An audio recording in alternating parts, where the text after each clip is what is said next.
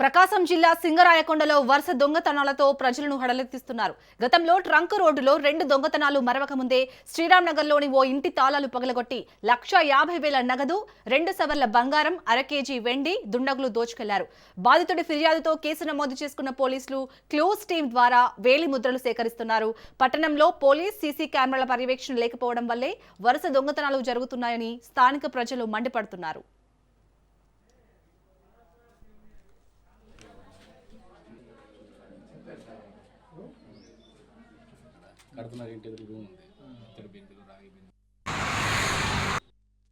మా ఇంట్లో దొంగతనం జరిగింది నైట్ పూట.